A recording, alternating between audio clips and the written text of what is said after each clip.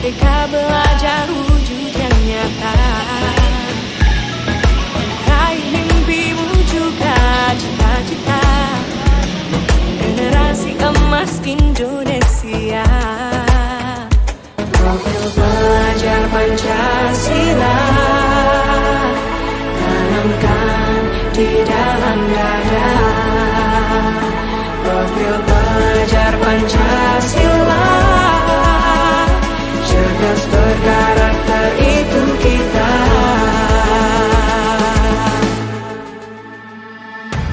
Beriman dan bertakwa pada Tuhan yang Maha Esa,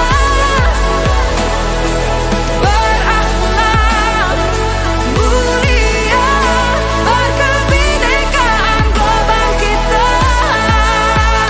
Gotong royong, berjiwa mandiri, berpikir kreatif dan bernalar kritis. Perbedaan bukan suatu halangan untuk kita saling bergandeng.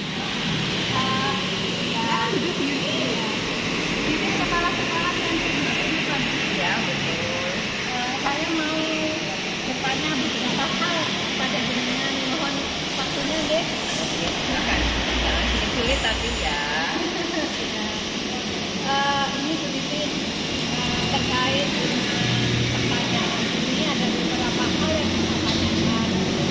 Selama ini bagaimana dalam mengidentifikasikan terkait ini? Selama ini bagaimana Bu Titin mengidentifikasi kasus-kasus yang merupakan dilema etika atau bidikan moral? Apakah itu memakai prinsip-prinsip paradigma berpikir atau bagaimana? Ya, saya kalau bertemu dengan permasalahan seperti itu, saya akan lihat kasusnya dulu. Kira-kira apa yang harus saya lakukan atau keputusan-keputusan apa yang akan saya ambil, saya harus lihat kasusnya dulu dari akar permasalahannya. Kalau begitu, bagaimana Anda dalam mengambilan keputusan di sekolah, terutama untuk kasus-kasus di mana ada dua kepentingan yang sama-sama benar atau sama-sama mengandung nilai kebajikan? Apakah Bu Titin mengambil berdasarkan mana yang paling banyak manfaat atau mudaratnya atau bagaimana? Iya, setiap saya bertemu dengan kasus yang sama-sama mempunyai nilai kebaikan, satu kita akan lihat dulu kasus mana yang akan punya lebih banyak kebaikan. Pasti dari salah satu itu punya nilai lebih. Kemudian yang kedua kita lihat dulu skala prioritasnya mana. Jadi yang merupakan membawa manfaat terutama bagi anak didik kita, membawa efek buat semua warga sekolah, itu yang akan saya dahulukan. Langkah-langkah atau prosedur seperti apa yang biasa Anda gunakan selama ini? Saya biasanya 9 langkah itu. ya Pengambilan mengambil keputusan itu melihat dulu dengan memanfaatkan 9 langkah yang sudah saya pelajari di buku. Berarti ada uji legalnya. Iya, gitu. iya. Oke, baiklah. Hal apa saja yang selama ini Bu Titin anggap efektif dalam pengambilan keputusan pada kasus-kasus dilema etika?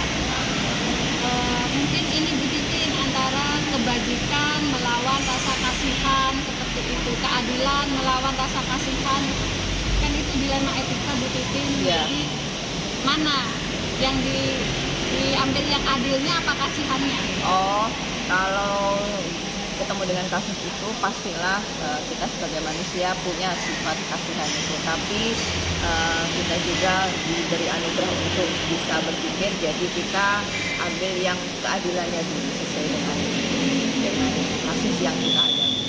Oke. Nah, dalam ini Bu Titin, apakah Bu Titin memiliki sesuatu tata kala atau jadwal tertentu dalam sebuah penyelesaian kasus dilema etika? Tidak Bu Yuni, saya biasanya itu kalau bertemu dengan suatu kasus yang harus diselesaikan terlebih dahulu itu mana itu sesuai dengan keurgensiannya. Jadi biasanya saya panggil secara personal untuk menjaga menjaga gengsi orangnya supaya dia tidak terlalu malu. Jadi saya bicara secara pribadi biasanya.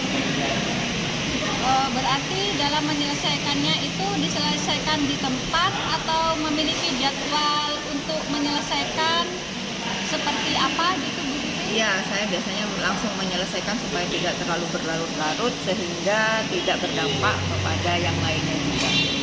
Apakah ada seseorang atau faktor-faktor yang selama ini mempermudah atau membantu Bu Titin dalam pengambilan keputusan dalam kasus-kasus dilema etika? Oh tidak Bu Yuni, saya biasanya itu menggunakan akal pikiran saya sendiri, kemudian saya timbang-timbang mana yang bisa membantu saya untuk menyelesaikan kasus itu. Oke, baiklah. Yang terakhir ini Bu Titin, dari semua hal yang sudah disampaikan, pembelajaran apa yang bisa Bu Titin petik dari pengalaman Bu Titin dalam mengambil keputusan dilema etika? Kita harus mengedepankan keadilan dalam setiap pengambilan keputusan, baik itu keputusan yang bersifat urgen ataupun tidak urgen. Kemudian kita bisa menggunakan 9 langkah itu supaya efektif apa yang kita putuskan. Dan satu lagi yang paling penting adalah bahwa keputusan yang kita ambil itu membawa banyak manfaat, terutama bagi anak didik kita. Terima kasih banyak Bu Titin atas pencerahannya, sukses selalu. Saya selalu sebelum juga.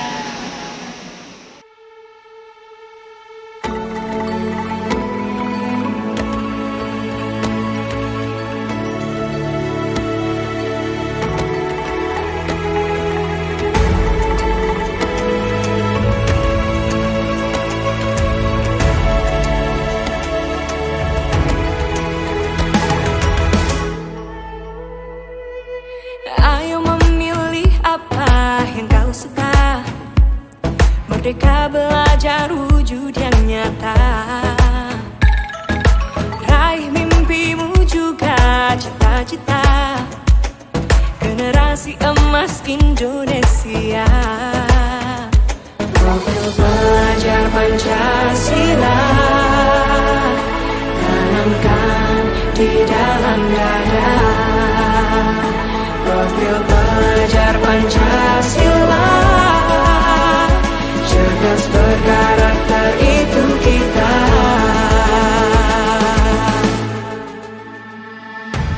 Beriman dan bertakwa pada Tuhan yang Maha Esa. Berakhlak mulia, berkebinekaan global kita.